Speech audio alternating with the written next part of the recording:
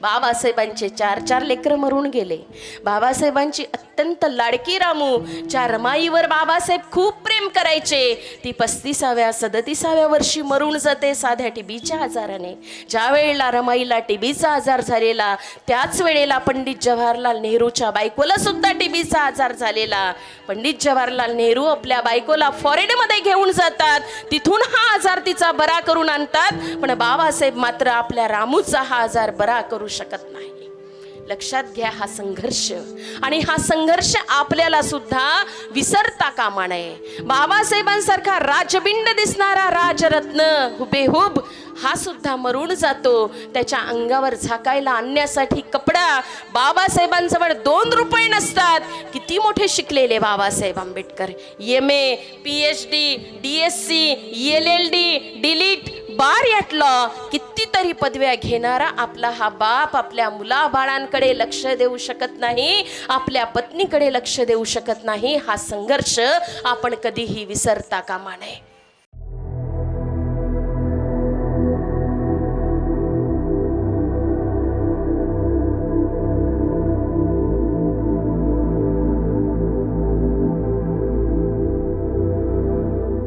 जागतिक महिला दिवस का सुरू झालाय?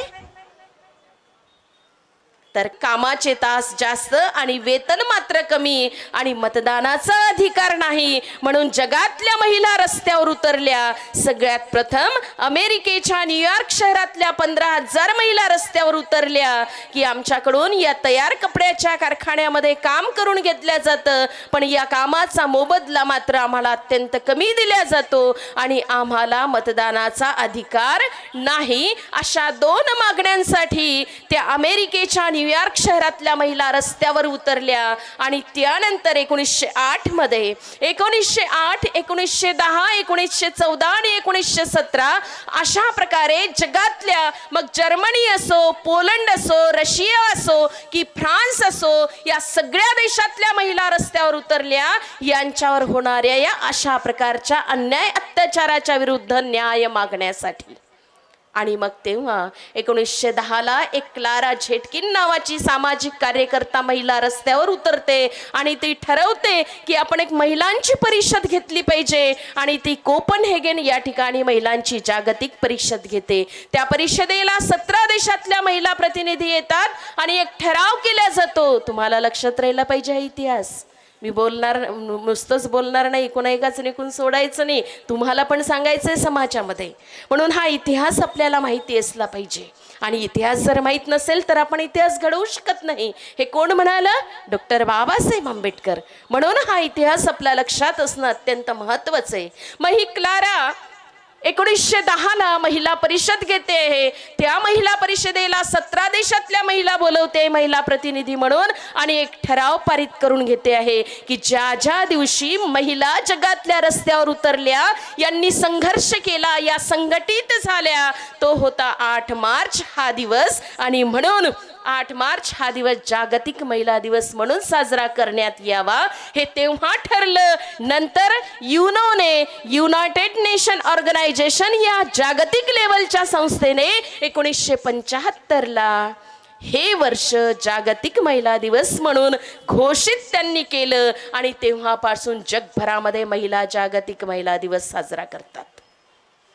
मैत्रिणींनो, हा सन्मान आपल्याला मिळालेला आहे महिला दिन साजरा करण्याचा, या ठिकाणी बसण्याचा, इथून मला माझं अभिव्यक्ती स्वातंत्र्याद्वारे माझे मत तुमच्या पुढ्यात मांडण्याचा हा सन्मान मला कुणामुळे मिळाला? जगातल्या महिलांना एका अधिकारासाठी, जो अत्यंत महत्त्वाचा अधिकार आहे, ज्या अधिकाराने आपण आपल्या देशाचा राजा बनवू शकतो, हा मतदानाचा अधिकारासाठी जगातल्या महिलांना झुंज द्यावी लागली. परंतु या पृथ्वीच्या पाठीवर, या भूतलावावर असा एक देश आहे, असा एकमेव देश आहे ज्या देशामध्ये महिलांना या मतदानाच्या अधिकारासाठी संघर्ष करावा लागला नाही. तो देश म्हणजे कोणता? Very good, India is our country. हा भारत देश. तुम्ही बोला, इकडे या सगळ्या जागृत महिला आहे, याच बोलतात आहे. मला अपेक्षा आहे तुमची. कोणता देश? जोरात बोला जरा. कोणता देश? भारत देश है की नाही.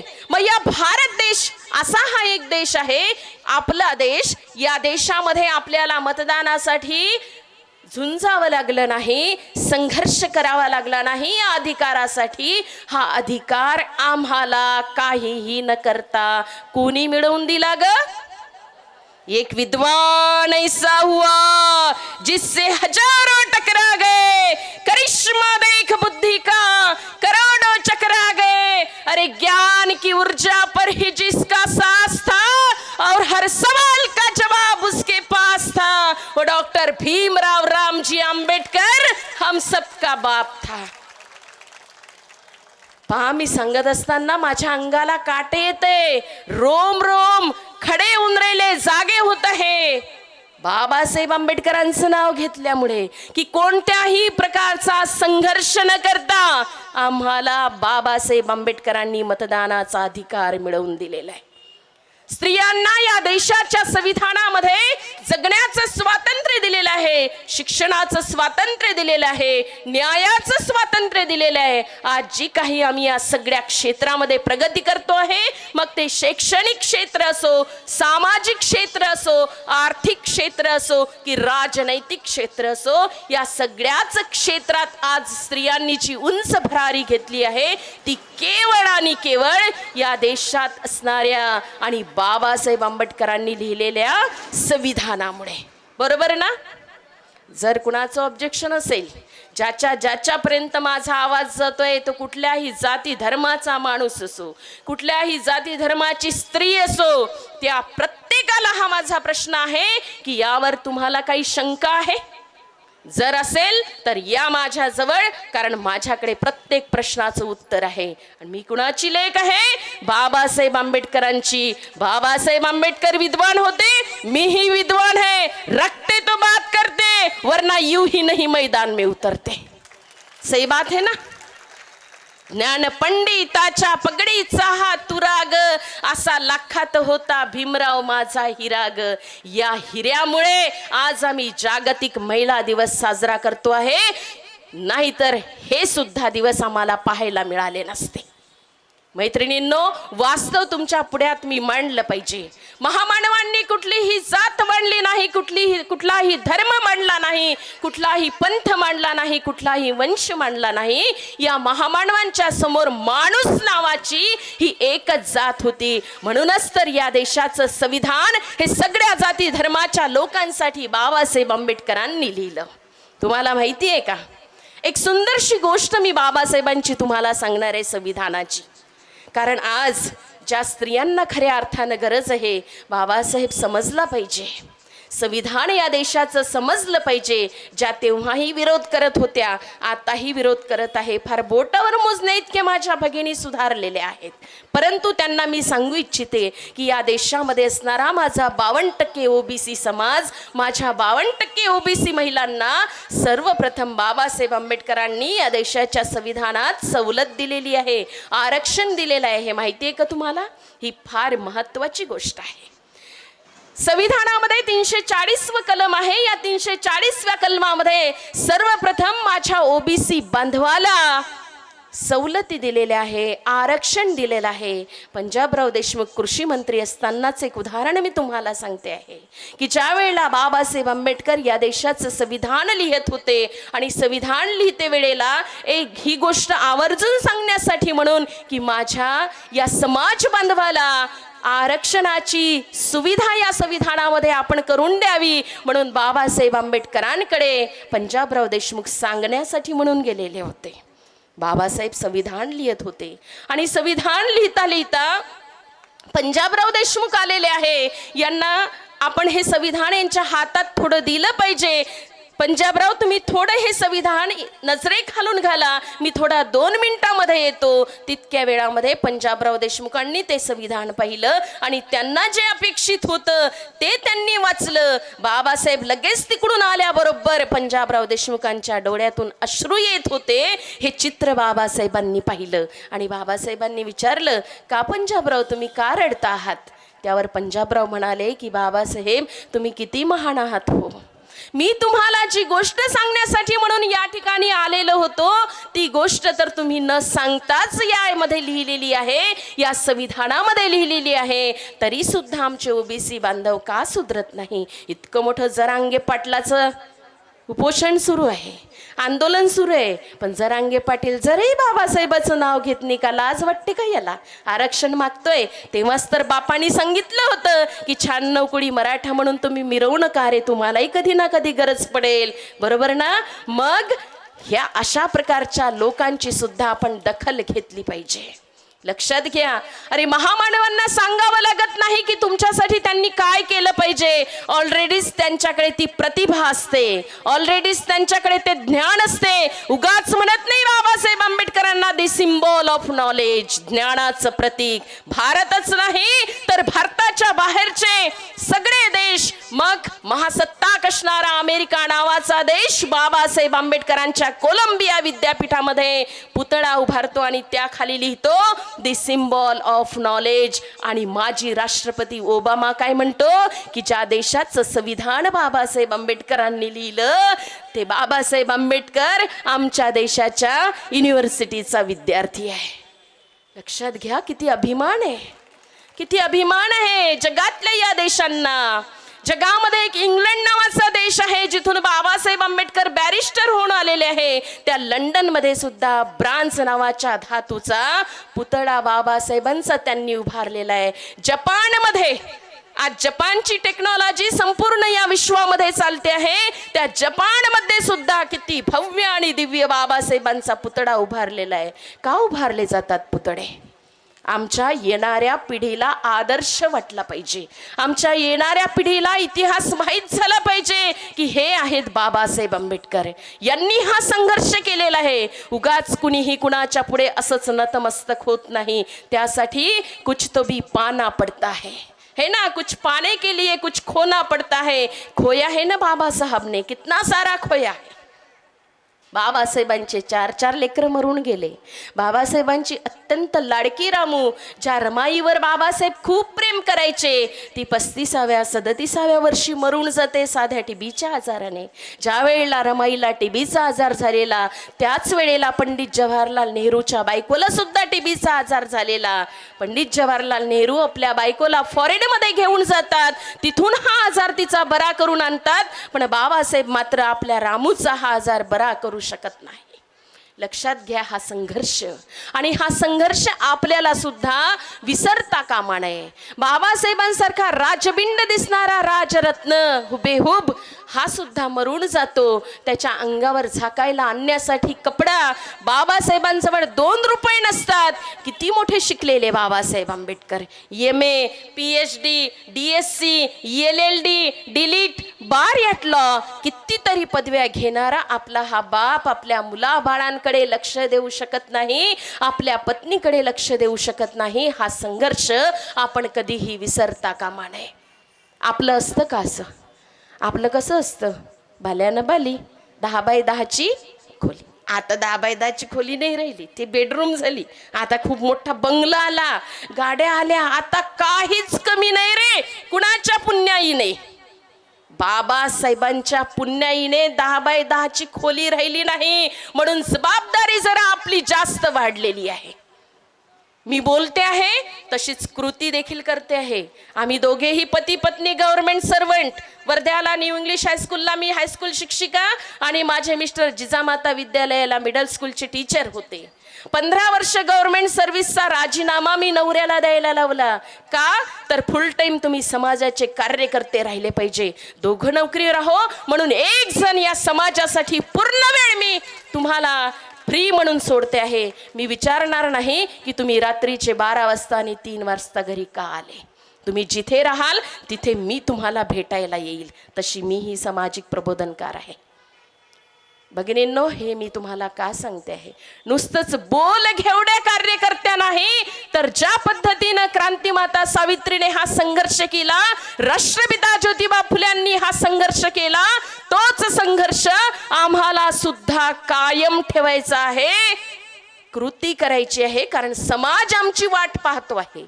आम्ही शिकलोय, आमची प्रगती झाली, आमची घरदार झाली. आमची मुलं नोकरीला लागली म्हणून सगळंच काही ठीक झालं अशातला भाग नाही. आजही असंख्य स्त्रिया, असंख्य आमचे बांधव शिक्षणापासून वंचित आहे. आजही अनेकांना राहायला घर नाही, अनेकांना घालायला कपडे नाही, औषध नाही. ती आपली वाट पाहते आहे. ही आमची जबाबदारी आहे. जागतिक महिला दिनाच्या निमित्ताने जरा हे देखील आपण तपासून पाहूया. आता महिला दिन म्हणजे महिलांचं अस्तित्व या समाजामध्ये असलं पाहिजे, नव्हे ते निर्माण केलं पाहिजे. त्यासाठी आम्ही प्रयत्न करतो आहे. आता जरा जाऊया इकडे समानतेकडे. इक्वॅलिटी म्हणजे काय, समानता म्हणजे काय. आम्ही समानतेने जगलो पाहिजे, आम्हाला समान न्याय मिळाला पाहिजे, समान हक्क मिळाला पाहिजे. पण या 21व्या शतकामध्ये जीवन जगत असताना जरा आपणच आपली तपासणी करून पाहूया की खऱ्या अर्थानं आम्हाला समानता मिळाली आहे का, आम्ही इक्वल झालो आहे का. घरची भांडी तुम्ही घासता, मग नवऱ्यानं घासलीच पाहिजे. Is it equality? Is it equality? No. Is it not equality? तुम्ही स्वयंपाक करता, नवऱ्यानं स्वयंपाक केलाच पाहिजे. Is it equality? No. Is it not equality? पुरुष जीन्स पॅन्ट घालतात, तुम्ही जीन्स पॅन्ट घातलाच पाहिजे. ही आहे का समानता? अजिबात नाही. इथे समानता नाही. कुणाचं या व्यतिरिक्त वेगळं मतही असेल, पण हे माझं वैयक्तिक मत आहे. इक्वॅलिटी कुठे असली पाहिजे? आता जरा तपासणी करून पाहू आपण. जागतिक महिला दिनाच्या निमित्ताने खऱ्या अर्थानं आपल्यात समानता आली आहे का? माझ्यासोबत महिला भगिनींनी हात वर करायचं आहे. ज्या घरात आम्ही राहतो ते अर्ध घर माझ्या नावावर आहे का? जरा ज्याच्या नावावर असेल त्यांनी हात वर करायचा. तेव्हा समजूया आपण समानता आलेली आहे. इक्वेल, प्रामाणिक, कसंही नाही, खोटं नाटं नाही, जमणार नाही. मी पाहिल तुमचे डॉक्युमेंट्स, घरी येऊन पाहिल. लक्षात घ्या, ज्याच्या घर अर्ध त्यांच्या नावावर आहे, अर्ध पुरुषाच्या आणि अर्ध स्त्रीच्या. अशा किती जणी आहे? विद्याताई जरा मोजा बरं पटकन. इकडे इकडे सगळ्यांचीच हात वर आहे. वा वा, यांच्यासाठी जरा जोरदार टाळ्या. आम्ही सुधारलो आहे, तुम्ही भी सुधरा. तुम्हालाही हे करायचंय. म्हणजे 5 ते 10 महिला, किती सगळ्या महिला इथे संख्येने बसल्या आहात. मी आयोजकांना खूप खूप धन्यवाद देईल की त्यांच्या कार्याची ही पावती आहे, तुम्हाला त्यांनी इथे आणलेलं आहे. निश्चितच तुम्ही सगळ्या सन्मानास पात्र आहात. मग अर्ध घर आमच्या नावावर असलं पाहिजे. इथे बसलेल्या स्त्रियांपैकी फक्त 5 ते 7 महिलांची हात वर आहे. आली आहे आपल्यामध्ये समानता. घरात आम्ही राहतोय, लग्न होऊन आम्ही पुरुषांच्या नवऱ्याच्या घरात आलो, पण ज्या घरात आम्ही राहतो ते घर आमच्या नावावर नाही. बरं, या पुढे जाऊया. जी संपत्ती आमच्या घरात आहे ती अर्धी संपत्ती आमच्या नावावर आहे का? मग शेत असेल, प्लॉट असेल, आणखी जे काही असेल ते अर्ध आमच्या नावावर आहे का? चला, किती जणांच्या नावावर आहे? तेवढीच संख्या, तेवढीच संख्या, त्याच्या व्यतिरिक्त नाही. मग जी मुलं आम्ही जन्माला घातली ती मुलं आमच्या नावावर आहे का हो बाई? आहे का हो बाई? सक्षम विद्यामोहन राईकवार. किती चांगलं वाटते. 9 महिने 9 दिवस ज्या लेकराले आपल्या पोटात सांभाळून आपण अथक परिश्रमातून, ज्यांची नॉर्मल डिलिव्हरी होते त्याला माहीत आहे कशी होते, तर किती हालपेष्टा सहन करावा लागते. आणि सिझरवाल्यांचा सुद्धा जीव गेल्याशिवाय याच्यात राहत नाही. म्हणजे इतक्या परिश्रमाने बाळाला जन्म द्यायचा, त्या घरात राबायचं, पण मुलं सुद्धा आपल्या नावावर नाही. आली आहे का ग समानता? मग चला ठीक आहे, आतापर्यंत हे झालं नाही. आता 2024 पासून आपल्याला पुढचं पाऊल टाकायचं आहे. हे सगळं करून घ्यायचंय आपल्याला. आपली मुलं आपल्या नावावर असली पाहिजे. आपलं घर अर्ध, पूर्ण नाही म्हणत मी, नाही तर घरी जाऊन म्हणा ना, घर नावावर पाहिजे. मॅडम आल्या होत्या राईकवर मॅडम, आणि असं कसं देत नाही तुम्ही, आणि मी मिळून घेतल्याशिवाय राहणार नाही. हाही संघर्ष तिथे झाला. असं नाही करायचा. असं केलं तर काय म्हणेल आपला नवरोबा? बापरे, आज गेली तर गेली व बाई तिथं, आणि ह्याच्या पुढे गेली तर लक्षात ठेव. ऐसे नहीं होगा साथियों। तथागत भगवान गौतम बुद्ध ने हमें सम्यक वाचा दी है। उस सम्यक वाचा का वापर करके, त्या सम्यक वाचाचा वापर करून, सम्यक वाचेला बरोबर वापरून, त्याचा उपयोग करून या सगळ्या गोष्टी प्रेमाने आपल्याला मिळवायच्या आहेत।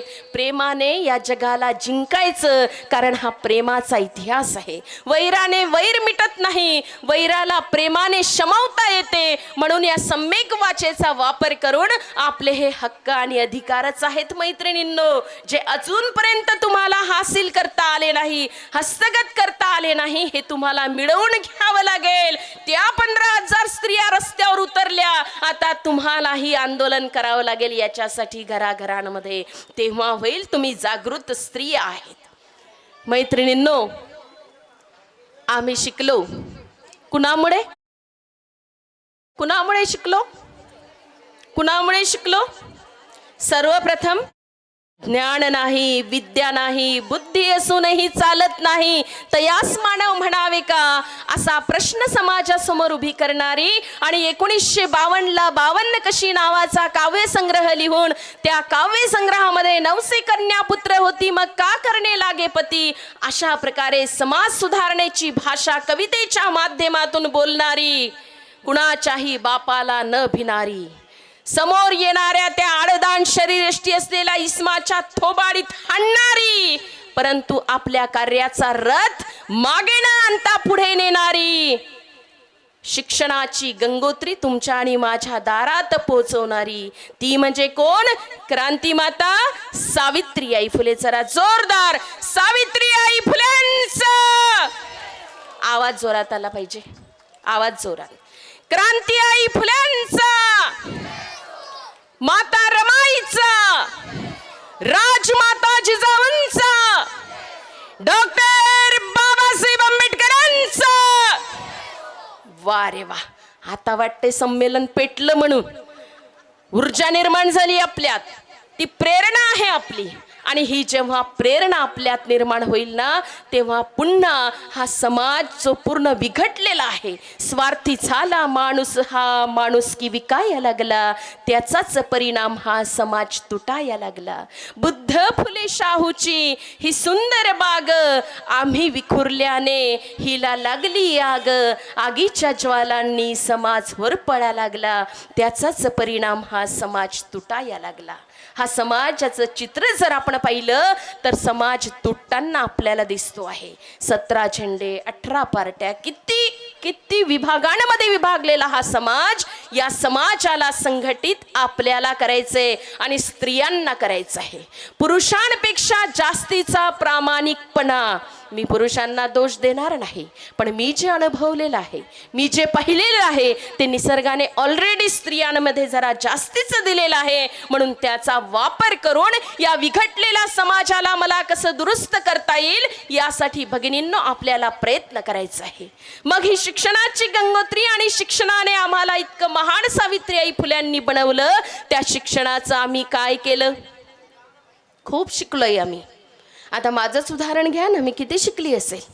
लग्न झालं त्यावेळेला फक्त 12वी D.Ed झालेले होते। वय कितीही असू द्या, शिकता येते, शिकू द्या। माझं लग्न झालं म्हणून सगळं काही संपलं, ही मनातली भावना प्रत्येक स्त्रीने पहिले काढून फेकायची।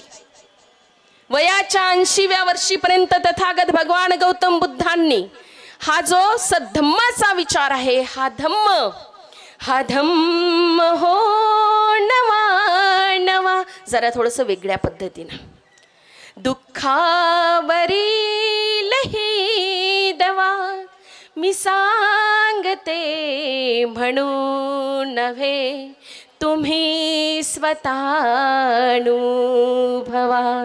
हा धम्म हो नवा नवा, दुःखाने विश्वसारे हे तुडुंब भरले आहे रे, व्याधी आणि जरा मरण तुझीच वाट पाही रे, जीवन प्रवासी मानवा, विसावा शांतीचा हवा, मी सांगते म्हणून नव्हे, तुम्ही स्वतः अनुभवा.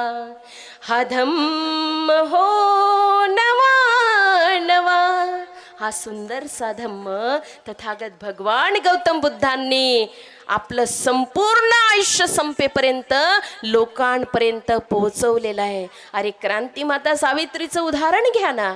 प्लेग झाला त्या मुलाला, तिला माहिती होतं आपुले मरण पाहिले मी डोळा, माझं मरण येणार, तरी सुद्धा त्या मुलाला आपल्या पाठीवर घेऊन हॉस्पिटलमध्ये घेऊन गेली. यशवंताचा दवाखाना स्वतःच्या पोटच्या मुलाचा, स्वतःचं पोटचं मूल नव्हतं, सावित्रीला दत्तक घेतलेला यशवंत. लक्षात घ्या, आपण आजही मूल होत नाही म्हणून टाकडघाटच्या इत्तू बाबाला नवस करतो की नाही ग? ह्या त्या देवाचं नाही रे बा. आपण कुणाच्या देवाधर्मावर टीका टिप्पणी करत नसतो, कारण माझंच मला धुवायला अपुरं पळून राहिलंय, स्वच्छ होताच होऊन राहिलं नाही बाबा. त्याचं कसं करायचं ना मग दुसऱ्यावर नावं बोटं ठेवायची का? तो अधिकार आपला नाही. संविधानाने प्रत्येक धर्माच्या लोकांना आपापल्या धर्मानुसार पूजा अर्चा करण्याचं, वागण्याचं स्वातंत्र्य दिलंय बाबासाहेब आंबेडकरांनी. कुणाच्या धर्मावर टीका टिप्पणी करत बसायचं नाही. जे आपलं आहे चांगलं ते सांगण्याचा आपण प्रयत्न करायचा, आणि जे बिघडलं ते दुरुस्त करण्याचा प्रयत्न करायचा. खूपदा गेलो बा त्या विठ्ठू बाबाजवळ टाकड घाटला. बायकांच्या अंगात येते, अरे सुधरावं बाय हो, नका आशा करू, अंगात काय येते मला माहिती आहे, कशामुळे येते, विविध कारणं आहेत तुम्हाला अंगात येण्याची. कुणाचं घरी पटत नाही, कुणाला मानसिक टेन्शन असतं, मुलामुलांचं टेन्शन असतं, दुःख असतं जीवनात, आणि या दुःखामुळे तुम्ही अंगात आणण्याचं नाटक करता, हे मला माहिती आहे. सुधरावं बाया हो, नका आशा करू. तो रे बाया बिचारा आपल्या प्रॅक्टिस करतच राहते तिथं टाकड घाटला. किती मान दुखत असेल, किती त्या मानेच्या नसा लागत असतील, विचार करत नाही. किती सुधरवा रे बापा या जनतेला. बाबासाहेब म्हणायचे, निवेदन है तुमसे मेरे लोगो, बना के मूर्ति मुझको ना पूजो, पूरा तुम्हें करना मेरा अभियान होगा, इसी से सारे समाज का कल्याण होगा, इसी से सारे समाज का कल्याण होगा. मुझे मूर्ति बनाकर मेरी मूर्ति की आपको पूजा करनी नहीं है, ताकि मैंने जो आपको सद्धम्म का विचार दिया है उन विचारों का आपको पालन करना है. नाही तर मग मेणबत्ती अगरबत्ती लावा, जय बापा देवा सुखाचं ठेवा. बाबासाहेबांनी देव बनवायला मागे पुढे पाहत नाही बाबा. ज्या बाबासाहेबांना 22 प्रतिज्ञा दिली त्याचं वाटोळं करून टाकलंय. आमच्या घरात जर कुणाचं मरण झालं असेल, अज्ञान, अंधश्रद्धा, कर्मकांड, महिला दिनाच्या निमित्ताने आपल्याला तपासणी करायची की हे सगळं सोडून द्यायचंय, तरी सुद्धा दरवर्षी सांगितलं जातं. तरीही आमच्या घरी जर कुणाचं मरण झालं असेल तर 3रा दिवस केल्याशिवाय आम्ही राहतच नाही बा.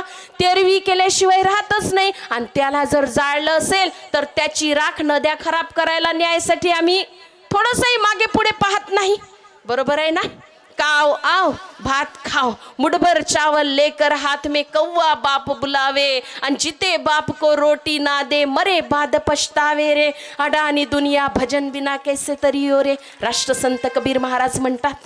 कितीही सांगा, ढसा ढसा बाबासाहेब आपल्या डोळ्यावर उशी घेऊन रडायचे. जेव्हा त्यांना थोडासा वेळ मिळायचा झोपायला, झोपत तर नव्हतेच. 21 तास, 18 तास, 24 तास अभ्यास करायचे बाबासाहेब आंबेडकर. थोडासा वेळ मिळाला तर त्यावेळेला या समाजाच्या प्रती ते चिंतन करायचे. खूप सांगतोय रे, एकमेकांसोबत भांडू नका, या अज्ञान अंधश्रद्धेच्या खाईतून दूर पडा. तरी सुद्धा हा समाज ऐकायला तयार नाही. हा समाज कसा आहे, मेल्यावर माणसाची किंमत जाणते, पण जिवंत असताना त्याची किंमत जाणत नाही, त्याला खाऊ घालणार नाही. आणि मेल्यावर मात्र वेगवेगळ्या प्रकारचे पदार्थ बनवून त्याच्या नावावर कर्मकांड करून. बरोबर आहे ना? जिवंतपणी एक माणूस दुसऱ्या माणसाची तहान जाणणार नाही. जिवंतपणी एक माणूस दुसऱ्या माणसाला खाऊ घालणार नाही. आमच्या घरी जर सासू सासरे असेल, बोटावर मोजण्या इतक्याच स्त्रिया, बोटावर मोजण्या इतक्याच लोक आपल्या आई वडिलांचा सन्मान करतात. नाही तर उगाच वृद्धाश्रमाची निर्मिती झाली नसती बांधवांना आणि भगिनींना. बरोबर आहे ना? मी पाहते आहे की आज जर हा माझा 5वा इथे कार्यक्रम असेल तर मी सकाळपासून या समाजाचं चित्रण पाहत असेल की नाही. आणि सामाजिक प्रबोधनकार म्हणून संपूर्ण महाराष्ट्रामध्ये भारतामध्ये फिरत असताना या समाजाला स्त्रियांना मी जवळून पाहते. अनेक घरांमध्ये सासू सासरे असेल तर बाई नाही का मस्तपैकी जी शिळी पोळी राहते ते ताज्या पोळी झाकते आणि त्याच पोळी करून आपले सासू सासऱ्याला देते. बा सुधारलोय का आम्ही? अरे मन बुद्धाने कशाला महत्व दिलंय? मनाला.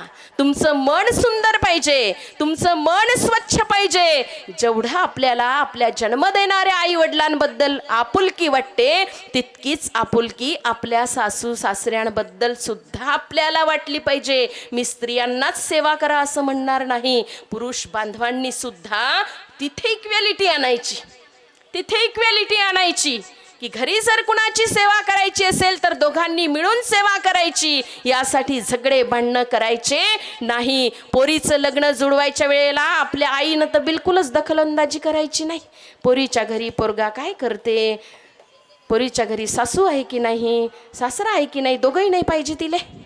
सासूही नाही पाहिजे आणि सासराही नाही पाहिजे. अण्णा नंद असेल बिचारी तर तेही नाही पाहिजे. एकटाच पोरगा पाहिजे आणि हिची एकटीच पोरगी पाहिजे, तेव्हा यायचा संसार चांगला चालते म्हणते. आहे की नाही असं? LLBच्या सेकंड इयरला आहे मी.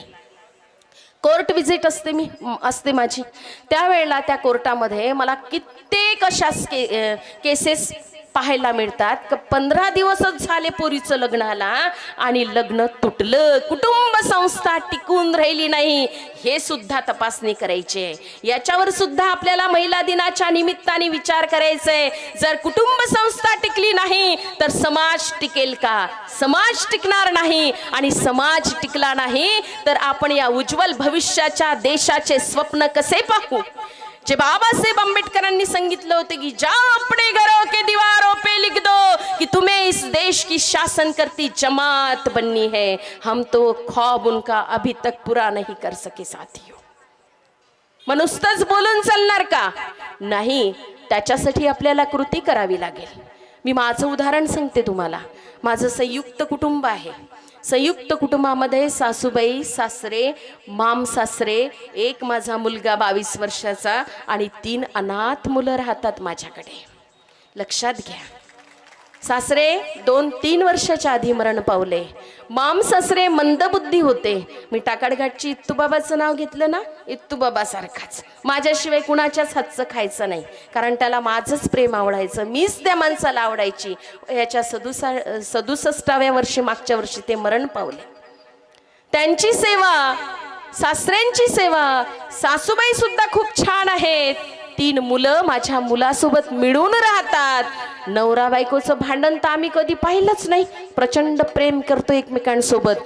रात्रभर एकमेकाचं तोंडही पाहत नाही बा, तरी आम्ही खूप प्रेम करतो. कारण काय असेल? कारण काय असेल? आणि आपला तर नवरा एका तासासाठी बाहेर गेला का 10 वेळा त्याला फोन, आलेच नाही अजून, आलेच नाही अजून. कायच्यासाठी बा आहे? चांगलं काम करायसाठी चालला ना नवरोबा, बेकार काम करायसाठी गेला तर घराच्या बाहेर जाऊच नाही द्यायचं त्याला अजिबात. त्याच्यावर कडक नियंत्रण ठेवायचं, बिलकुल नाही करू द्यायचं. हे देखील स्वातंत्र्य तुम्हाला आहे, कारण तुम्ही बायको आहे त्याची. जसं करते तसं करू नाही द्यायचं. भला हो बुरा हो जैसा भी हो, मेरा पती मेरा देवता हो, अजिबात नाही बाबा. देवता बिवता तर ही संकल्पनाच नाही. माणूस नावाची संकल्पना आम्ही स्वीकारली आहे. तुम्हीही माणूस आणि तोही माणूस आहे. तुम्हाला जर समानतेने वागवत असेल, मित्र मैत्रिणीच्या नात्याने वागत असेल तर निश्चितच त्या माझ्या भावाचा सन्मान करा. इथे बसलेले माझे सगळेच बांधव सन्मानास पात्र आहे, म्हणून तर आपल्या मागे येऊन बसले आहे. त्यांना नाही म्हणत रे बा आपण काही, त्यांच्याबद्दल हे नाही अजिबात.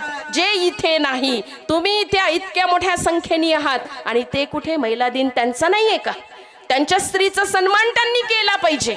आणि ज्या दिवशी, कारण बाबासाहेबांनी किती मोठं वाक्य वाचलं, ताईंनी, उद्घाटक करणाऱ्या ताईंनी छान म्हटलंय की पत्रिका खूप छान कार्यक्रमाची छापली आहे. बरोबर आहे.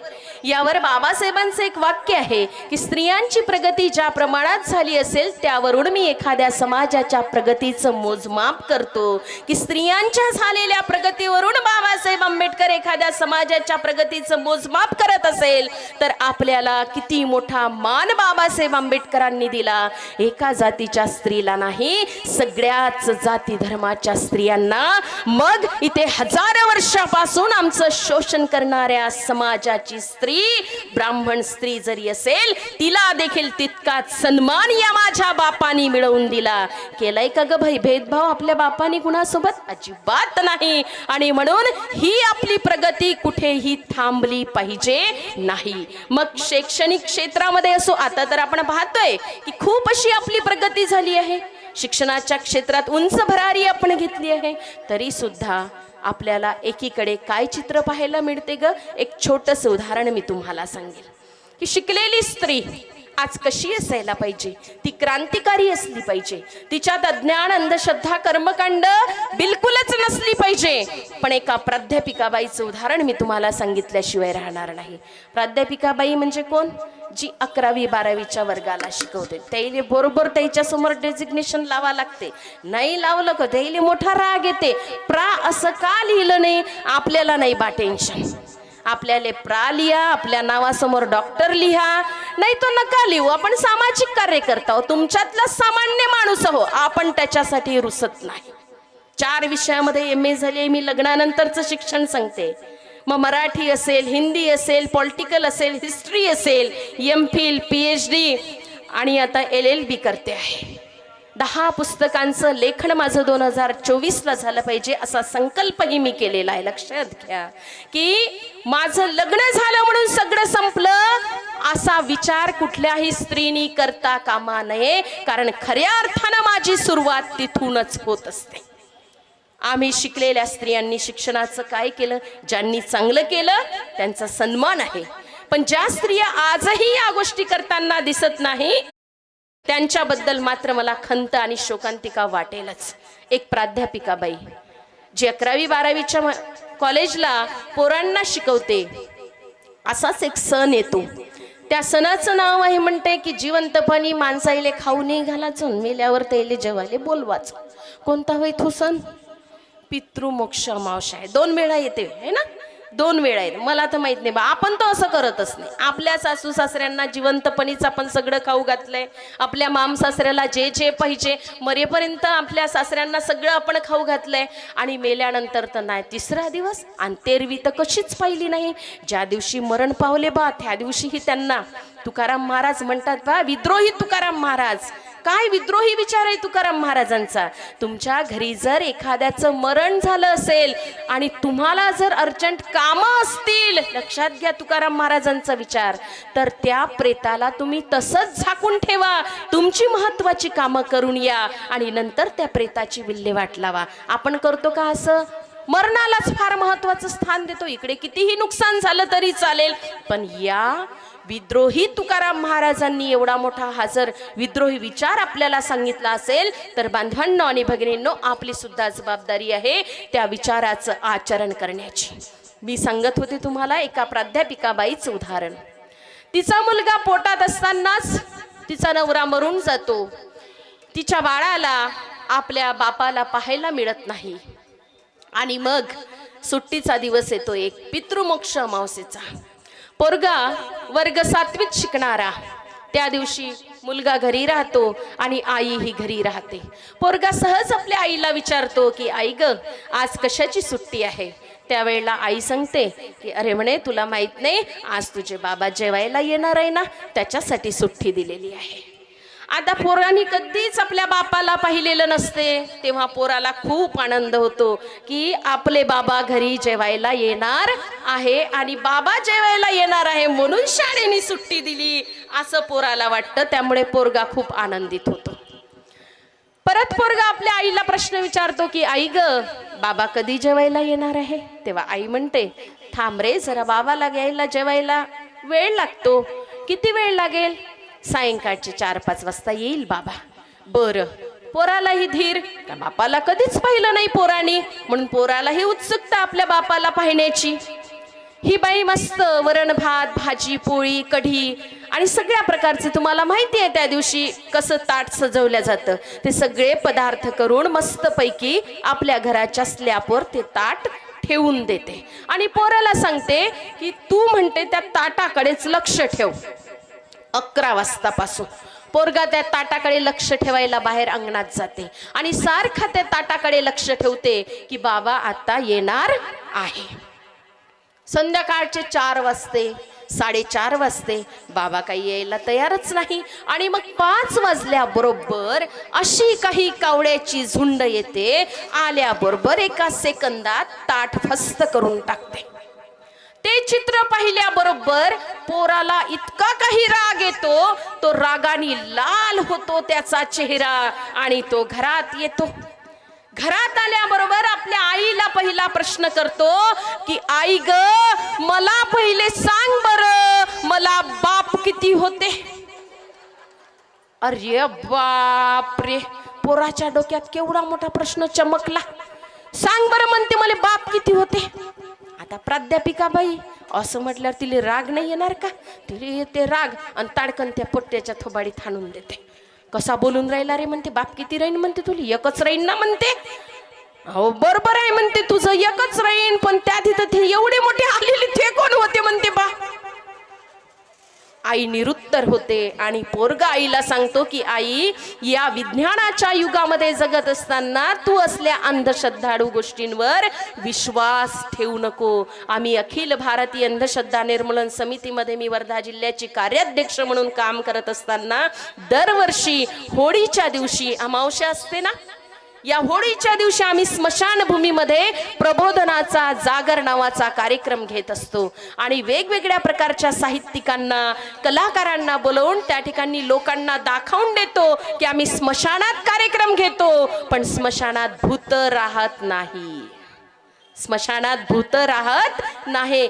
भूत हे आपल्या समाजातच आहे, जे जिवंत असणारे. भूत असण्याचं ढोंग करतात, लोकांना फसवतात, लबाडी करतात, हेच तर खरे भूत आहेत. त्यांच्यात तर काही जीव नाही बिचारे. जाळलं तर शरीराची राख होते आणि जमिनीत गाळलं तर आपल्या शरीराची माती होते. म्हणून असल्या अंधश्रद्धाळू गोष्टींवर विश्वास ठेवायचा नाही. आता ही शिकलेली बाई, आता दुसरी अडाणी बाई पाहूया आपण, कमला नावाची. ही अडाणी बाई कमला गाडगे बाबाच्या शाळेत शिकलेली.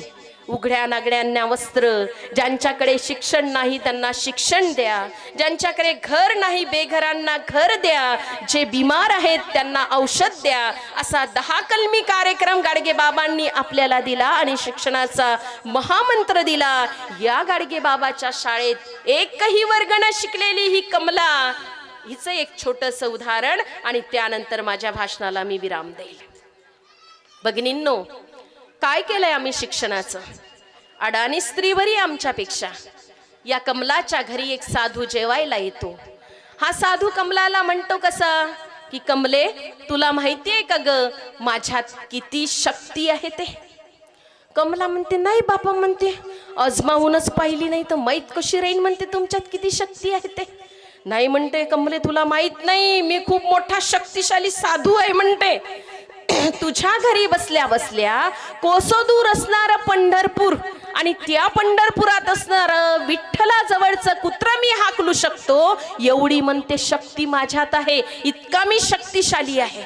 कमला म्हणते, असं बापरे, एवढी जर शक्ती या साधूत आहे म्हणते तर आता याची तर परीक्षा घेतलीच पाहिजे म्हणते. बरं साधू बुवा, काय आहे म्हणते तुमची डिमांड? काही नाही कमलाबाई म्हणते, आतमध्ये बोलवा म्हणते आणि थोडंसं खाऊ पिऊ घाला म्हणते. बरं, काही हरकत नाही म्हणते. कमला छानपैकी वरण भात, भाजी पोळी, कढी आणि भजे असं कढी सुद्धा उठावाचं जेवण तयार करते आणि छानपैकी पहिलं ताट साधूला वाढते आणि त्याच्यासोबतच आपल्या नवऱ्याला सुद्धा जेवायला देते वसरीमध्ये. आता आपण पोर्च म्हणतो ना त्याला, गावातल्या भाषेत गावाच्या घराला वसरी असं म्हणतात. त्या वसरीमध्ये दोघांनाही जेवायला देते. जेवायला दिल्याबरोबर नवरा घरात कमलाला आवाज देतो, म्हणते कमला. कमला म्हणते, काय हो? तू म्हणते साधूच्या ताटात भजे नाही वाढले, लवकर भजे घेऊन ये बरं म्हणते. कमला म्हणते, पहिलाच तो भज्याचा घाना काढला गड्या म्हणते, साधूच्या ताटात वाढला, आता काही मी भजा साधूला देणार नाही म्हणते. नाही ग म्हणते कमला, साधूच्या ताटात भजे दिसत नाही, थोडसे लवकर भजे घेऊन ये म्हणते घरातून. कमला म्हणते, नाही बा म्हणते, पहिलाच भज्याचा घाना काढला आणि साधूच्या ताटात वाढला, आता काही डबल भजे देणार नाही म्हणते. पुन्हा नवरा आवाज देते ना घरात बायकोला, म्हणते कमला. कमला म्हणते काय हो, लवकर घरातून भज्याचा घाना घेऊन ये, भजे घेऊन ये आणि साधूच्या ताटात वाढ. कमला म्हणते पहिलाच भज्याचा घाना काढला, साधूच्या ताटात वाढला ना, आता काही मी साधूला भजे देणार नाही. पुन्हा नवरा तिसऱ्यांदा आवाज देतो की कमला घरातून भजे घेऊन ये. कमला पुन्हाही तिसऱ्यांदा म्हणते पहिलाच भज्याचा घाना काढला, साधूच्या ताटात वाढला, आता काही मी साधूला भजे देणार नाही. एक वेळा सांगितलं बाई, दोन वेळा सांगितलं, 3 वेळा सांगितलं, है की नाही. नवरोबाचा राग कसा अनावर होईल मग ऐकलं नाही तर. नवरा तडकन उठते किचन मध्ये जाते कमलाजवळ. का हो म्हणते, तुला 1 वेळा नाही, 2 वेळा नाही, 3 वेळा सांगितलं ना म्हणते का घरातून भजे घेऊन ये, साधूच्या ताटात वाढ, तू काही ऐकलं नाही म्हणते. याला राग येते, ताडकन बिचारीच्या थोबाडीत हाणून देते. कुणाच्या थोबाडीत हाणते? कमलाच्या थोबाडीत हाणते. आता कमलाही काही अशी तशी नव्हती ना बाई. कमला कोणाच्या शाळेत शिकली होती? कुणाच्या शाळेत? जोरात जरा. कुणाच्या शाळेत? गाडगे बाबाच्या शाळेत शिकलेली कमला ही अशी वसरीत येते त्या साधूच्या समोर, कारण नवऱ्याने तिच्या थोबाडीत मारलेली असते. ती तर बदला घेतल्याशिवाय राहणारच नाही. बदला जरूर घ्यायचा, अन्याय असा सहन करायचा नाही. पण कसंही नाही, कसाही नाही. कारण नसताना जर थापडा थुपडी झाली तर घरात काही एकमेकांचं पटत नाही, तिथपर्यंत आपल्याला काही पोहोचायचं नाही. कमला वसरीत येते आणि तिला नवऱ्याने गालावर मारल्याबरोबर रागाने अशी ती चलबिचल होते. तिलाही प्रचंड राग येतो आणि जिथं साधू जेवायला बसला असतो तिथे येऊन त्याच्या समोर ती उभी राहते आणि असा आपल्या साडीचा पदर करते. कुठं गेला बा? असा आपल्या साडीचा पदर करते ना, कमरेला खोसते. त्या साधूला म्हणते, का हो म्हणते साधू, तुम्ही मोठे शक्तिशाली, इथं बसल्या बसल्या कोसोदूर असणारं पंढरपूर, पंढरपुरात असणारा विठ्ठलाजवळचं कुत्र म्हणते तुम्ही हाकलू शकता. एवढी म्हणते तुमच्यात शक्ती आहे आणि तुमच्या ताटात भाताखाली झाकून ठेवलेले भजन आहे का तुम्हाला दिसत म्हणते. अशा राहते बाया. बाय सोबत पंगा नाही घ्यायचा रे बा, लय खतरनाक राहते बाय. संपूर्ण दुनियाच बदलून टाकली आहे स्त्रियांनी. आज असं कुठलं क्षेत्र नाही की जिथे स्त्री पोचलेली नाही. चंद्रावरही स्त्री जाऊन आलेली आहे. गाड्यांचे पंचर दुरुस्त करण्याचं कामही स्त्री करते. मोठ्या मोठ्या ट्रक चालक सुद्धा स्त्री आहे. स्त्रियांना आजही जे दुय्यम स्थान या व्यवस्थेने दिलेलं आहे, मेरा ऐलान है उनको, हमारे साथ पंगा नहीं लेना, नहीं तो हम में हिम्मत, हम में ताकत, हम में पूरा दम है. कोई बता दे, कोई भी महिला इन पुरुषों से क्या कम है? हम कम है क्या किसी से? नहीं. इतना बड़ा समाज चला रहे हैं. संपूर्ण कुटुंब आपण सांभाळून घेतोय. आपल्या घरी जर आपल्या नवरोबाची हिम्मत खचली असेल कधी, तर त्याला हिम्मत देण्याचं कामही आपण करतो आहे. कुठेच कमी नाही आहे. तरी या व्यवस्थेने आजही तो पूर्णतः सन्मान आम्हाला दिलेला नाही. हो मध्ये याचं उत्तर येणार नाही. बोटावर मोजण्या इतकी माणसं आहे जे राष्ट्रसंत तुकडोजी महाराजांनी म्हटल्याप्रमाणे, खाना पिना सोना मजा करना पशु भी जानते, मानव जन्म कुछ और है बिरले इसे पहचानते, चिर सत्य क्या अरुनित्य क्या वह है कहाँ कैसे मिले, इसको समझ कर रह गए वे कहे जाते हैं भले. फार बोटावर मोजणे इतकी माणसं आहे की ज्यांना माहिती आहे माणसाचा जन्म कशासाठी झालेला आहे.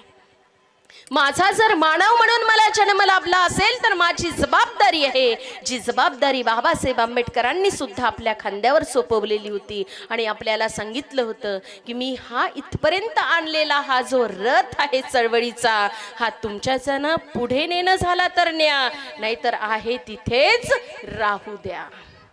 एकमेकांसोबत भांडू नका, झगडू नका, वैरानं वागू नका, कारण वैराने कुणाचंही भलं झालं नाही. एखादा माणूस आपल्याला खूप शिव्या देऊन राहिलेला आहे, खूप बोलून राहिला, पण त्याच्या समोर जर आपण त्याला जर शब्द दिला नाही आणि आपण शांततेची भूमिका घेतली तर मला वाटत नाही त्याची शान आहे की दुसऱ्या वेळेला तो त्याच्या तोंडातून आपल्या बद्दल काही ब्र काढेल म्हणून. इतकी ताकद आहे आपल्या विचारामध्ये, आपल्या सम्यक विचारामुळे. जो बाबासाहेब आंबेडकरांनी हा सम्यक विचार 14 ऑक्टोबर 1956 ला नागपूरच्या दीक्षाभूमीवर आणि 16 ऑक्टोबर 1956 ला चंद्रपूरच्या दीक्षाभूमीवर बाबासाहेबांनी हा धम्म हो नवा नवा, मी आधीच सांगितलं, सुंदर असा धम्म आपल्याला जगण्याचा मार्ग दिलेला आहे. त्या मार्गाचं आपण अनुसरण करायलाच पाहिजे. आणि मग जाता जाता भगिनींनो, या सगळ्या प्रकारच्या अंधश्रद्धा असेल, कर्मकांड असेल, पूर्णतः विज्ञानवादी होणं हे आमचं कर्तव्य आहे. आमच्यात असणाऱ्या कलागुणांना आम्हाला जोपासता आलं पाहिजे. आमचं पुस्तकाचं वाचन बंद झालं पाहिजे नाही. ज्याच्या घरी नाही पुस्तकाचं कपाट तो होईल भुईसपाट. आणि पुस्तक माणसाचं मस्तक सशक्त करतं आणि एकदा हे सशक्त झालेलं मस्तक कुणाचंही हस्तक होत नाही, कुणाचंही गुलाम होत नाही. आणि म्हणून पुस्तकाचं वाचन करणं अत्यंत महत्त्वाचे. तुम्हाला माहिती आहे, रामजी आंबेडकरांमुळे बाबासाहेब आंबेडकर इतका विद्वान, रमाईमुळे एवढा मोठा विद्वान या जगाला मिळाला. रामजी आंबेडकर आपल्या पोरीचे दागिने विकू विकू तिच्या सासरी जाऊ जाऊ आणि तिचे दागिने रामजी आंबेडकरांनी आणले. कशासाठी? बाबासाहेब आंबेडकरांना पुस्तक घेऊन देण्यासाठी. पुस्तक वाचले म्हणून तर ही एवढी मोठी जगात क्रांती बाबासाहेब आंबेडकर करू शकले. आमचं देखील पुस्तकाचं वाचन कमी होता कामा नये. प्रत्येक स्त्रीची, प्रत्येक बांधवाची आपल्या घरी आपली स्वतःची लायब्ररी असली पाहिजे. माझ्या घरी माझी स्वतःची हजारो पुस्तकांची लायब्ररी आहे. माझ्या पगारातले दर महिन्याचे 5 ते 10 हजार रुपये मी पुस्तकांवर खर्च करते. तुमच्याकडून देखील मी अपेक्षा करेल की किमान इतके नाही पण प्रत्येकाचे आपल्या घरी आपले स्वतःचे 50 पुस्तक तरी असले पाहिजे. तुमच्यामध्ये असणाऱ्या कलागुणांना वाव तुम्ही दिला पाहिजे. किती सुंदर सुंदर गीतं या ठिकाणी तुम्ही गायली, छान भाषण तुम्हाला देता आलं पाहिजे. नुसतंच तुमच्या घरच्या लोकांची सेवा करण्यासाठी दासी म्हणून जगण्यात काहीही अर्थ नाही. यासाठी आमचा जन्म झाला नाही. आम्हाला जन्म फक्त एकदा आहे. हे कुणी सांगितलं? पुनर्जन्म आपला नाही. पुढच्या जन्माची वाट पाहत बसायची नाही. आणि मग या एकदा असणाऱ्या जन्मामध्येच राष्ट्रसंत कबीर महाराजांनी म्हटल्याप्रमाणे, कबीरा जब हम पैदा हुए जग हसे हम रोये, ऐसी करनी कर चलो हम हसे जग रोये. जर जन्म आपल्याला एकदा आहे तर आपण कसं जगलो पाहिजे? ज्या वेळेला आपला मृत्यू होतो आणि मृत्यूच्या समयी इतका मोठा जनसमुदाय त्या ठिकाणी जमतो, त्या समुदायाने म्हटलं पाहिजे, नाही रे, खूप चांगली बाई होती राईकवार मॅडम, नेहमी इतरांच्या उपयोगी पडायची, खूप चांगला महिला संघ होता, खूप छान महिला होत्या. कधीही या महिलांनी कुणाची निंदा नालस्ती केली नाही. कधीही यांनी कुणाबद्दल वैर आपल्या मनात ठेवलं नाही. कपट कुणाबद्दल रचलं नाही. नेहमी इतरांच्या उपयोगी पडणाऱ्या या महिला होत्या. अरे, इतक्या लवकर ही बाई आपल्यातून जायला पाहिजे नव्हती. वाटलं तर माझं देखील आयुष्य हिला लाभायला पाहिजे होतं. नाही तर मग बरं झालं लवकर मेली भावा. होतीस तशी कार्यक्रमासाठी 10 रुपयाची वर्गणी देत नव्हती ना, 1000 रुपयाच्या गोष्टी सुनवत होती. असे सुद्धा लोक म्हणतात. याच्या पहिले लवकर मरायला पाहिजे होता म्हणते. बुवारा चांगला माणूस नव्हता, समाजासाठी घातक होता. असं काम नाही करायचंय आपल्याला. जर जन्म एकदा मिळाला आहे तर जगायचं आहे. चांगलं काम करून आपल्या नावाचा झेंडा रोवून सगळ्यांनी म्हटलं पाहिजे, रस्त्यावरून चालताना तुम्हाला लोकांनी सलाम ठोकला पाहिजे, जय भीम साहेब, जय भीम मॅडम, हे सलाम करण्यास तुम्ही पात्र झाले पाहिजे. तुमचं नाव घेतलं पाहिजे लोकांनी, चांगला माणूस होता म्हणून. ही कामाची पावती या समाजाला आपल्याला देऊनच इथून जायचं आहे. पुढच्या जन्माची वाट पाहू नका. चांगलं काम करा, सामाजिक कार्याची गती वाढवा. हा बाबासाहेबांचा रथ, सावित्रीबाई फुल्यांचा रथ, छत्रपती शिवाजी महाराजांचा रथ पुढे न्या. एवढंच या प्रसंगी सांगते. जाता जाता एक थोडंसं काम तुमच्या पुढ्यात सोपवून जाते. जर कुणाला माझ्या मोबाईलची नंबरची गरज पडली तर तुमच्या बॅगमधल्या डायऱ्या काढा, पेन काढा, मी नंबर सांगते आणि लिहून घ्या. किती जणांजवळ डायऱ्या आहेत आणि पेन आहेत? किती जणांजवळ डायऱ्या आहेत आणि पेन आहेत? 1 2 3 4 6 7 लोकांजवळ डायऱ्या आणि पेन आहे. आणि बाकीच्या याच्याजवळ काय आहे बा पर्समध्ये? मेकअपचं सामान, लिपस्टिक आहे, आरसा आहे, कंगवा आहे, आय लाइनर आहे, रंगाचा आला आता मेकअपचं सामान. हे सोडलं पाहिजे. आमच्या पर्समध्ये आमची स्वतःची डायरी असली पाहिजे, आमचा स्वतःचा पेन असला पाहिजे. आम्हाला सवय लागली पाहिजे कोणी बोलत असेल, कारण एक वक्ता जर बोलतो तर कितीतरी पुस्तकांचं वाचन करून तो तुमच्या समोर बोलत असतो. आपलं कामाच्या व्यस्ततेमुळे वाचन होत नाही आणि म्हणून ही चांगली सवय आपल्याला लागली पाहिजे. भगिनींनो आणि बांधवांनो, नंबर पाहिजे असल्यास रंगारी ताईंकडे आहे. बस थोडंसं तुमच्याशी विनोद म्हणून मी हे बोलले, आपण मला ऐकून घेतलं त्याबद्दल सगळ्यांचे आभार मानते. रंगारी ताईंनी मला जी संधी दिली त्याबद्दल त्यांना शतशः धन्यवाद देते आणि इथेच थांबते. जय भीम, जय भारत.